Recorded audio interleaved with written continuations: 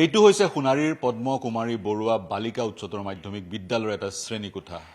সোণাৰী অঞ্চলৰ আন অঞ্চলসমূহ সেই দিনটোত সেই বিভীষিকাৰ দিনটোত যি ধৰণে প্লাবিত হৈছিল, এই স্কুলখনো সেই ধৰণে প্লাবিত হৈছিল। কেমেৰা পাৰ্চন অঞ্জনক মই দেখুৱাবলৈ কম, পানীৰ লেভেল এই পৰ্যন্ত আহিছিলে, এই পৰ্যন্ত পানী উঠি আহিছিলে। আৰু এইটো এটা ক্লাছৰুম, যিটো ক্লাছৰুম যদিহে এনেধৰণৰ সমস্যাৰ সন্মুখীন নহ'লে হয় এই বিদ্যালয়খনে কালিৰে পৰা কাৰ্যক্ষম হ'ল হয়, কাৰণ গৰমৰ বন্ধ কালিৰ পৰা নহ'লেও সোমবাৰৰ পৰা গৰমৰ বন্ধ খোলাৰ সময় আছিলে। কিন্তু তলত চাওক, পলসে এক ধৰণেৰে ফ্ল'ৰখন পকাখন পুতি পেলাইছিল। আৰু যৎপৰোনাস্তি চেষ্টা কৰি বিদ্যালয়খনৰ শিক্ষকসকলে পৰিষ্কাৰ কৰিবলৈ চেষ্টা কৰিছে। তৎসত্ত্বেও কিন্তু যিটো পকাখনৰ অৰিজিনেল যিটো কালাৰ, পুৰণি যিটো ৰং, সেই ৰংটো ঘূৰি অহা নাই। পলসবোৰ আঁতৰোৱা হৈছে, কিন্তু যেতিয়ালৈকে এইখিনি পৰিষ্কাৰ কৰা নহয় বা এক স্বাস্থ্যকৰ পৰিৱেশ এই ক্লাছৰুম বা বিদ্যালয়খনলৈ ঘূৰাই অনা নহয়, তেতিয়ালৈকে কিন্তু বিদ্যালয়খন খোলাৰ বা ছাত্ৰ ছাত্ৰীসকল অহাৰ অৱকাশ নাথাকিব। চাৰিওফালৰ পৰিৱেশ পানীৰ ক'লৈকে পানী আহিছিল সেয়া দেখুৱালোৱে।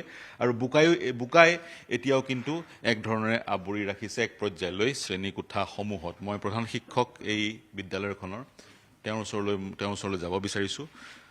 কওকচোন, কি প্ৰচেষ্টা চলাইছে, কিমান সোনকালে গোটেই কামখিনি যাতে কৰিব পৰা যায়, স্বাস্থ্যকৰ আৰু স্বাভাৱিক পৰিস্থিতি এটা ঘূৰাই আনিব পৰা যায়, যাতে ছাত্ৰীসকল পুনৰ আহিব পাৰে। ধন্যবাদ। আমাৰ বিদ্যালয়খন চৰাইদেউ জিলাৰ স্ত্ৰী শিক্ষা প্ৰতিষ্ঠান, এটা অগ্ৰণী শিক্ষা প্ৰতিষ্ঠান। অতি দুখৰ কথা, এই যি প্ৰলয়ংকাৰী বানে আমাৰ বিদ্যালয়খনৰ কাঠামোৰ একেবাৰে ধ্বংস কৰি গ'ল বুলি ক'লেও বহাই কোৱা নহ'ব। আমাৰ যিখিনি ডিজিটেলি ইকুইপমেণ্ট আছিল বা অন্যান্য যিখিনি ফাৰ্নিচাৰ আছিল, গোটেইখিনি আমি পানীৰ তলত, এবুকু পানীৰ তলত হোৱাৰ কাৰণে আমাৰ বেছিভাগ বস্তুৱে আমি বচাব নোৱাৰিলোঁ। আৰু খুব সোনকালে এই বানপানীয়ে আমাৰ অঞ্চলটো গ্ৰাস কৰি তোলাৰ কাৰণে আমাৰ একেবাৰে দুখজনক এখন ছবি, এতিয়া প্ৰতিচ্ছবি আমি দেখিবলৈ পাইছোঁ। যিটো আমি দেখিছোঁ, বহুত কিতাপ পত্ৰ আপোনালোকে শুকুৱাবলৈ চেষ্টা কৰিছে, কিন্তু বৰষুণ আহিয়ে আছে। বৰষুণ আহি থকাৰ কাৰণে এই পৰিষ্কাৰ কৰাৰ যি কাৰ্য, সেই কাৰ্য আপোনালোকে সম্পূৰ্ণ কৰিব পৰা নাই। কিতাপ পত্ৰ কিমান নষ্ট হ'ল? কম্পিউটাৰ দেখিছোঁ, কিতাপ পত্ৰ হয় আছিল, আমাৰ কম্পিউটাৰ আছিল, কিছু পৰিমাণে ইউনিফৰ্ম আছিল, কিছু পৰিমাণে MDMৰ চাউল আছিল। গতিকে সেইবিলাক এতিয়া আমি চাফ চিকুণ কৰি আছোঁ। হ'লেও তাৰ পৰা যিটো দুৰ্গন্ধ, সেই দুৰ্গন্ধময় পৰিৱেশত এতিয়া আমি আমাৰ শৈক্ষিক যিটো আমাৰ হ'ব লাগে, স্কুল খুলিব সোমবাৰৰ পৰা নহয় জানো? এনেইতো আজি 31 তাৰিখ, কাইলৈৰ পৰা স্কুল খোলা কথা আছিল। কিন্তু এইটো অৱস্থাত আপুনি দেখিছেই, চাক্ষুষ আপুনি দেখিছেই যে এইটো অৱস্থাত আমি খুলিবলৈ কিন্তু আমি পাৰিম বুলি ভবা নাই। আৰু এটা সমস্যা হৈছে, আমাৰ সকলো শিক্ষক শিক্ষয়িত্ৰীক বা চতুৰ্থবৰ্গৰ কৰ্মচাৰীক আমাৰ ৰিলিফৰ ডিউটিত লগাই দিয়া হৈছে। গতিকে সেইখিনিতো আমি অকণমান স্কুল খুলিলেও আমি পাঠদানৰ কাৰ্যসূচীত আমি সম্পূৰ্ণৰূপে জড়িত হ'ব নোৱাৰিব। তাৰ সমান্তৰালে স্কুলৰ ছাত্ৰ ছাত্ৰীসকলৰ ঘৰতো চাগে পানী উঠিব পাৰে, তেওঁলোকো প্ৰভাৱিত হ'ব পাৰে বা শিক্ষক শিক্ষয়িত্ৰীও প্ৰভাৱিত হোৱাৰো থল আছে। গতিকে সেই দৃষ্টিৰ পৰা সকলোতকৈ প্ৰভাৱিত এনেধৰণৰ বিভীষিকাত হয় যদি ছাত্ৰ ছাত্ৰীসকল হোৱাৰ পৰিলক্ষিত হয়। স্কুলখনে স্বাভাৱিক অৱস্থা ঘূৰাই আনিব লাগিব, কিন্তু কেতিয়া আনিব, কি ধৰণে আনিব, চাগৈ আৰু প্ৰয়াস চৰকাৰৰ ফালৰ পৰাও লাগিব। প্ৰশাসন, আপোনালোকৰ ওচৰলৈ আহিছোঁ, আপোনালোকে এই স্কুলখনৰে বিদ্যালয়খনৰ শিক্ষক, গতিকে লাগি আছে আপোনালোকে, কিন্তু দেখিছোঁ এতিয়াও কিন্তু এটা লেয়াৰ আছেগৈ। গতিকে বৰ সাংঘাতিককৈ পলস উঠিছিলে। তাৰমানে এনেকুৱা হ'ল বস্তুবোৰ, আপোনাৰ দেওবাৰে নিশা পানী সোমাইছে ইয়াতে, সোমবাৰেতো অহাৰ কোনো পৰিৱেশ নাই। দেওবাৰে ৰাতি আমি আহিব চেষ্টা কৰিছিলোঁ, মই আৰু অমূল্য বৰঠাকুৰ বোলা এজন, আমি দুয়ো সোমাই আহিবলৈ চেষ্টা কৰিছিলোঁ। কিন্তু পানীৰ অতিমাত্ৰা সোঁতত আমি আকৌ উভতি যাব লগা হ'ল। তাৰপিছত সোমবাৰে অহাৰ কোনো পৰিৱেশ নাই। মঙলবাৰে যেতিয়া অলপ অলপ পানী কমিছে, মই আহিলোঁ। আহি এইটো পৰিৱেশ দেখি মোৰ এইখন বিদ্যালয়ত 34 বছৰ দিন অতিক্ৰম কৰিলোঁ। পানী আহে, এআঁঠু পানী আহে, কেতিয়াবা বহুত দিনৰ মূৰে মূৰে আহে, কিন্তু এনেকুৱা পানী অহা আজিলৈকে দেখা নাছিলোঁ। এনেকুৱা প্ৰলয়ংকাৰী বানপানী আপোনাৰ দেখা নাছিলোঁ। ঘৰবোৰো প্ৰভাৱিত হৈছে। হয়, ঘৰবোৰ, মোৰ নিজৰ ঘৰো একঁকাল পানী আপোনাৰ। আৰু এই যিবোৰ আপোনাৰ ইয়াত পলস পৰি আছে, যথেষ্ট চেষ্টা কৰাৰ পিছত ইমানখিনি আহিছে। ইয়াত বহুত ডাঠকৈ আছিল। গতিকে এইখিনি আমি এতিয়া চেষ্টা কৰিম, যিমান পাৰোঁ অতি সোনকালে এইখিনি চেষ্টা কৰা হ'ব। অতি চেষ্টা কৰাৰ পিছত এয়া, গতিকে এইখন স্কুলৰ বা বিদ্যালয়ৰ এই কাহিনী নহয়, এই অঞ্চলটোৰ প্ৰতিখন বিদ্যালয়ত এনেধৰণৰ এক পৰিৱেশৰ সৃষ্টি হৈছে। আপোনাৰ ওচৰলৈ আহিম, কি ক'ব? হয়, মানে যি বিভিন্ন ঠাইত মানে পৰিস্থিতি হৈছে যে আমিও বাচি নগ'লোঁ।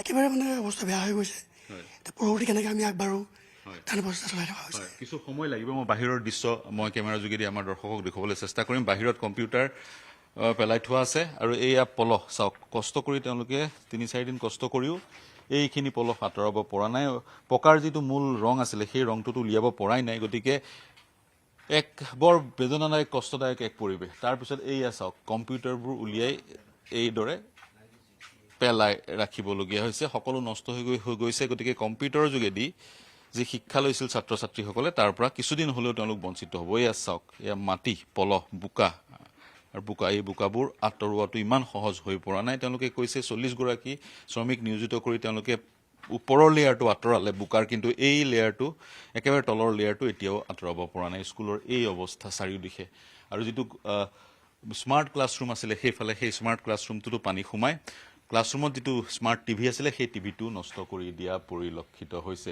এইবোৰ কিমান কম্পিউটাৰ কিমান নষ্ট হ'ল ছাৰ কম্পিউটাৰ আমাৰ প্ৰিন্সিপাল ছাৰৰ ওচৰত হিচাপটো আছে আমাৰ 10টামান হ'ব 10 হয় এইটো আপোনাৰ PCU কম্পিউটাৰ গোটেইবোৰ নষ্ট কাৰণ গোটেইবোৰৰ ওপৰতে পানী বিৰাজমান হৈ আছিল গতিকে এইবোৰ নষ্ট হৈছে এইবোৰ আৰু ব্যৱহাৰ উপযোগী হৈ থকা নাই গতিকে ছাত্ৰ ছাত্ৰীসকল প্ৰভাৱিত হ'ব যাতে বেছিকৈ তেওঁলোক এফেক্টেড নহয় তাৰ কাৰণে দৃষ্টি ৰাখি হয় আৰু তাৰ উপৰিও দুৰ্গন্ধ গতিকে কোনোবা যদি কিবা যদি পশুধনৰ মৃত্যু হৈছে সেইবোৰ ডিটেক্ট কৰি সেইবোৰ উলিওৱাৰ চেষ্টা কৰিব লাগে বাহিৰৰ পৰা আমি দেখুৱাব চেষ্টা কৰিম এইটো হৈছে স্মাৰ্ট ক্লাছৰুম ডিজিটেল ক্লাছৰুমত সেইটো হৈছে স্মাৰ্ট টিভি বাহিৰৰ পৰাই দেখুওৱাৰ প্ৰয়াস কৰিম বন্ধ হৈ আছে কিবা কাৰণত এই ৰুমটোতো সেই ধৰণেৰে পানী সোমাইছিল পলহ সোমাইছিল এতিয়াও পলহ কিছু আঁতৰোৱা হ'ল কিন্তু এতিয়াও এই শ্ৰেণীকোঠাটো ব্যৱহাৰৰ উপযোগী হৈ থকা নাই বহুত কৰিব লাগিব টিভি নতুনকৈ কিনিব লাগিব কম্পিউটাৰ নতুনকৈ কিনিব লাগিব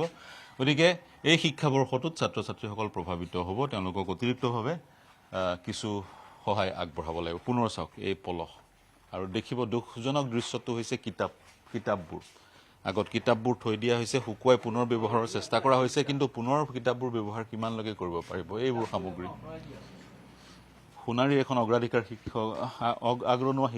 অগ্ৰণী শিক্ষানুষ্ঠানৰ এই একে পৰিৱেশ এই কিতাপবোৰ চাওক কিতাপ স্বৰ্ণাভ পদ্মকুমাৰী বৰুৱা বালিকা উচ্চতৰ মাধ্যমিক বিদ্যালয়ৰ স্বৰ্ণজয়ন্তীৰ এইখন হৈছে স্মৃতিগ্ৰন্থ এই ধৰণেৰে কিতাপবোৰ শুকুৱাবলৈ চেষ্টা কৰা হৈছে কিতাপ গ'ল কম্পিউটাৰ গ'ল শ্ৰেণীকোঠাত পলহ গতিকে এইখন বিদ্যালয়ৰে এই কাহিনী নহয় এই অঞ্চল শিৱসাগৰ কওক সোণাৰী কওক চৰাইদেউ আৰু শিৱসাগৰ জিলাৰ বহুকেইখন বিদ্যালয়ৰ এই কাহিনী গতিকে এতিয়া সকলোৱে চেষ্টা কৰি আছে যিসকল সকলোতকৈ প্ৰভাৱিত হৈছে তেওঁলোকক সকাহ দিয়াৰ ঘৰ নিৰ্মাণ কৰি দিয়াৰ সমান্তৰালে কিন্তু আমি ছাত্ৰ ছাত্ৰীসকল যাতে পুনৰ শ্ৰেণীকোঠালৈ ঘূৰি আহিব পাৰে তাৰো এক পৰিৱেশৰ আমি সূচনা কৰিব লাগিব কিছু কিতাপ অঞ্জনে চাগৈ দেখুৱাইছে কিছু কিতাপ সেই মূৰ্তিটোৰ সন্মুখতো আছে আৰু যি কাৰ্য পৰিষ্কাৰ কৰাৰ যি কাৰ্য সেই কাৰ্য চলাই যাব পৰা হোৱা নাই কাৰণ বৰষুণ দিয়ে আছে কিছু কিতাপ পত্ৰ তাতো আপোনালোকে পৰিলক্ষিত কৰিব গতিকে আৰু এটা ক্লাছৰুম আছে ইয়াত টিচাৰ্ছ কমন ৰুম হয় বোকা লাগি আছিলে হয় সেইটো শিক্ষকসকলৰ টিচাৰ্ছ কমন ৰুম ইয়াতো পানী সোমাইছিলে ইয়াতো পানী সোমাই এই টিচাৰ্ছ কমন ৰুমটো এক প্ৰকাৰ বিধ্বস্ত কৰি দিছে মই দেখুৱাওঁ অঞ্জন পানীৰ লেভেল আপোনাৰ যোগেদি দৰ্শকক দেখুৱাওঁ এই পৰ্যন্ত পানীৰ লেভেল এইয়ালৈকে পানী সোমাই গৈছিলে কোনোদিনে এই বিদ্যালয়খনত তেনেধৰণৰ বানপানী নহয় কিন্তু আৰু এই পানী প্ৰায় 48 ঘণ্টা থাকি গ'ল যাৰ পৰিপ্ৰেক্ষিতত এইবোৰ টেবুল চকী বা আন আচবাববোৰ সম্পূৰ্ণৰূপে ব্যৱহাৰৰ অনুপযোগী হৈ গ'ল এইখন এই ধৰণে তললৈ সোমাই গৈছে যদি মই বেছিকৈ আৰু হেঁচি দিওঁ এইবোৰ ভাগি যাব হয় না মই যদি এখন দেখো হয় এই পৰ্যায়ে চাওক এই অৱস্থা হ'লগৈ আৰু এই অৱস্থা ছাত্ৰীসকলৰ যি বেঞ্চ ডেস্ক সেই বেঞ্চ ডেস্কতো এই অৱস্থা আৰু আন সামগ্ৰীসমূহতো এই অৱস্থা এক প্ৰকাৰ ক'বলৈ গ'লে এই বিদ্যালয়খনত যিবোৰ আচবাব সেইবোৰ আচবাব কিন্তু মোৰ দৃষ্টিত ব্যৱহাৰ উপযোগী হৈ থকা নাই ৰ'দত শুকুৱালেও ব্যৱহাৰ উপযোগী হৈ থকা নাই ছাত্ৰীসকলে ইয়াত সেই যিবোৰ বেঞ্চ ডেস্ক সেইবোৰত বহি পেলাই শিক্ষা লোৱাৰ কিন্তু পৰিৱেশ নাই গতিকে সাহায্য বহুত লাগিব এইখনেই নহয় সকলো বিদ্যালয়ত কাৰণ প্ৰতিটো সামগ্ৰী মোৰ দৃষ্টিত কিন্তু নতুনকৈ ক্ৰয় কৰিব লাগিব তেতিয়াহে এক স্বাস্থ্যকৰ পৰিৱেশত আমাৰ ছাত্ৰীসকলে বা আন আন স্কুলসকলৰ ছাত্ৰ ছাত্ৰী বা শিক্ষাৰ্থীসকলে শিক্ষা গ্ৰহণ কৰাৰ এক পৰিৱেশৰ সূচনা হ'ব কেমেৰা পাৰ্চন ৰঞ্জনৰ সৈতে Parthajyoti Bora Sonari news 18 Assam north east